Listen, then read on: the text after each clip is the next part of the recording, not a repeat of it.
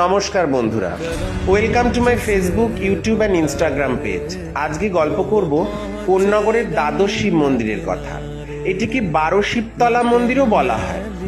এখানে 12টি দ্বাদশ শিব মূর্তি কষ্টি পাথরের তৈরি এখানে প্রতিষ্ঠিত, এবং আমরা লক্ষ্য করে দেখলাম এখানে বাংলার যে আটচালা শিল্প সেটিকে তুলে ধরা হয়েছে। প্রত্যেকটি গর্ভগৃহের ভেতরেই একটি করে কষ্টি পাথরের মূর্তি রয়েছে।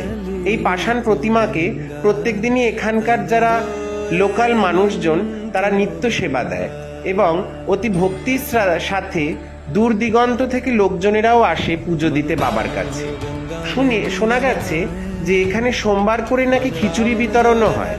মন্দিরের পাশেই একটি সুন্দর নাট মন্দির তৈরি করা রয়েছে, যেখানে মানুষেরা এসে বিশ্রাম নেয় এবং এখানে স্নানও করে।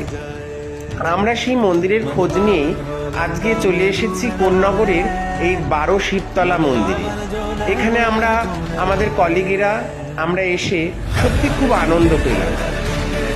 সত্যি যেন একটা মায়াবী এবং স্বর্গীয় অনুভূতি হলো আমাদের সবার।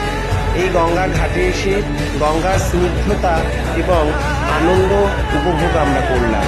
আপনাদের সবার জন্য শুভকামনা রইল, ভালোবাসা রইল। সুস্থ থাকবেন এবং ভালো লাগলে আমার এই পেজটিকে লাইক করবেন, কমেন্ট করবেন।